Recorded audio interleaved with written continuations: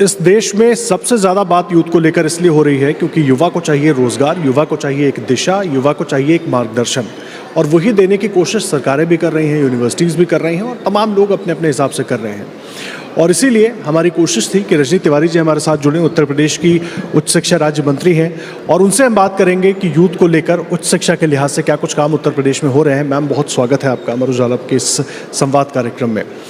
सबसे पहले देखिए, जब यूथ की बात करते हैं, आज दिन भर बहुत सारे एक्सपर्ट से हम लोगों ने आज बात की, बहुत सारे एक्सपर्ट से, और उनका अलग अलग राय उन्होंने दी। उसमें शिक्षाविद भी थे, उसमें यूपी सरकार से जुड़े आईएएस अधिकारी भी थे जो अपनी बात कर रहे थे। क्या कर रहे हैं आप लोग उत्तर प्रदेश के यूथ के लिए, कम से कम कि उसको एक दिशा ऐसी मिले कि वो और बेहतर जीवन जी सके? तमाम अलग अलग काम सरकार अपने एंड पे तो कर रही है, उसके अलावा आपके मंत्रालय के जरिए। मैं सबसे पहले तो आपको बहुत बहुत धन्यवाद देना चाहूँगी। अमर उजाला का 77वां स्थापना दिवस है और उस पे आपका ये संवाद कार्यक्रम, इसके लिए मैं पूरे अमर उजाला परिवार को बहुत बहुत बधाई देना चाहूँगी। साथ में अमर उजाला की बहुत ही लंबी फेरिस्त है, उनको चाहने वालों की, पढ़ने वालों की, उन सभी को भी मैं बधाई देना चाहूँगी।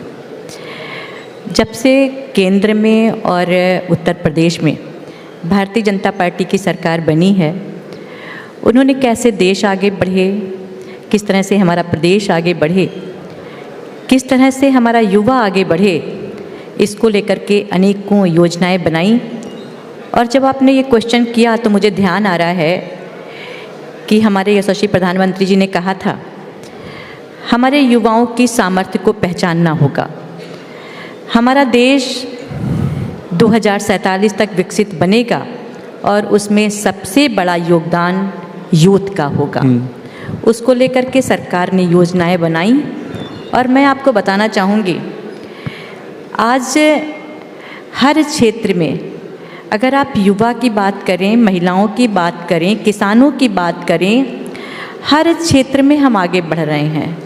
महिलाएं भी सशक्त हो रही हैं, युवाओं को रोज़गार मिल रहा है, नौकरी मिल रही है, किसान सशक्त हो रहा है। तो हम सबको लेकर के काम कर रहे हैं और इसीलिए हम ये कह पा रहे हैं मजबूती के साथ कि हमारा देश जल्द ही विकसित होगा। 2047 तक हमारा देश पूर्ण रूप से विकसित होगा। नहीं, देखिए, इस विजन पर तो आप लोग काम कर रहे हैं। युवाओं की बात तो हम लगातार कर रहे हैं, लेकिन थोड़ा सा आप अपने बारे में बताइए मैम, क्या क्या आपकी हॉबीज़ हैं? क्योंकि बहुत सारी बातें होती हैं नेताओं को लेके, ये बोल दिया, वो बोल दिया, वो बोल दिया, बाकी की बातें कोई पूछता नहीं है। दिन भर की दिनचर्या क्या रहती है, कितना व्यस्त रहते हैं, कैसे काम के लिए समय निकलता है, घर के लिए निकलता है? और क्योंकि आप महिला हैं तो बहुत सारी और भी जिम्मेदारियाँ आपके ऊपर हो जाती हैं।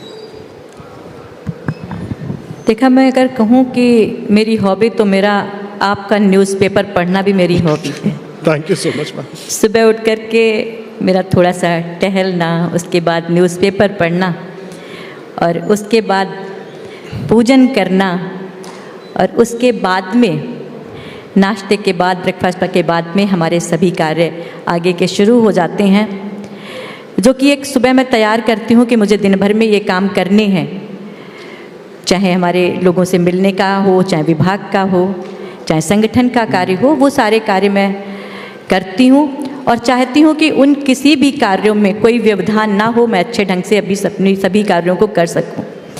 मैं बताना चाहूँगी कि अगर किसी को आगे बढ़ना है, चाहे युवा हो, चाहे महिला हो, चाहे किसी भी क्षेत्र में, चाहे छात्र हो, चाहे कोई भी हो, अगर हमें आगे बढ़ना है तो हमें अपनी दिनचर्या को सुधारना होगा।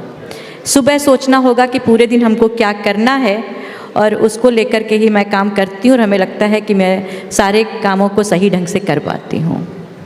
ये बड़ी बात आप कह रही हैं। देखिए, सबके लिए ज़रूरी है दिनचर्या दुरुस्त करना। अच्छा, देखिए, उत्तर प्रदेश की राजनीति को बहुत सालों से हम लोग देखते रहे हैं। माना जाता है कि यूपी में मंत्री हैं तो मतलब मंत्री जी की एक हनक तो होनी चाहिए। आप बहुत सौम्य हैं, बहुत अच्छे तरीके से अपनी बात रखती हैं, लहजा बहुत अलग है।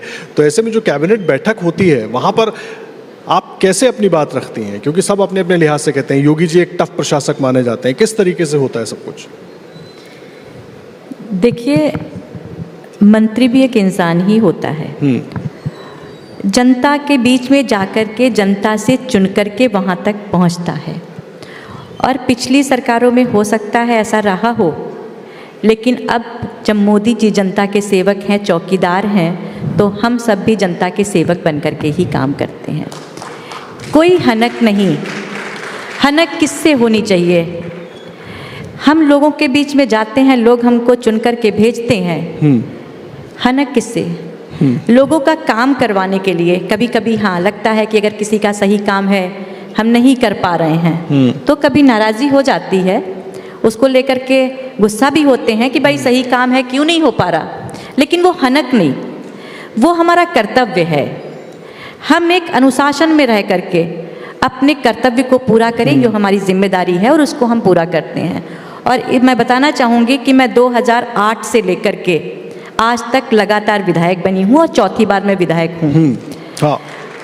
और मेरी ये कोशिश रहती है कि जिन्होंने हमको चुन कर के भेजा है, मेरी जिम्मेदारी उनके प्रति होनी चाहिए। और कोई क्या कह रहा है वो हमें देख करके हमारे कामों से कह सकता है, लेकिन हमारी जिम्मेदारी तो उनके प्रति है जिन्होंने हमको भेजा है, उनको हमसे कोई नाराज़गी ना हो। और उसको लेकर के ही मैं काम करती हूँ। और मैं कह सकती हूँ कि मुझे इसमें प्रसन्नता है कि मैं अपने कामों को, जनता के कामों को अच्छे ढंग से करवाती हूँ। और मंत्री हूँ तो ये पार्टी नेतृत्व का है, उन्होंने मुझे यहाँ पे ये जिम्मेदारी दी है जिसको मैं अच्छे ढंग से पूरा कर सकूँ। देखिए बहुत अच्छे तरीके से आपने अपनी बात समझाई है और जाहिर सी बात है, इसलिए मैंने सवाल किया था। बड़ा अहम हो जाता है मंत्री होना, घर संभालना और साथ ही साथ जनता की बात भी सुनना, जिसका जिक्र खुद मैम कर रही थी। बहुत धन्यवाद मैम आपका संवाद कार्यक्रम के लिए वक्त निकालने के लिए, हमारे साथ जुड़ने के लिए। देखिए बहुत सारी बातें नेताओं से होती हैं, लेकिन कुछ उनकी भी बात होनी चाहिए और इसीलिए हमने इस तरह के सवाल भी आपसे पूछे कि उनकी दिनचर्या क्या है, तमाम चीज़ें, ताकि दर्शकों को भी लगे कि वो भी जो बात आपने खुद कही कि हम सब इंसान हैं और सब लगभग एक जैसे हैं। थैंक यू सो मच आपका संवाद में आने के लिए। बहुत धन्यवाद मैम।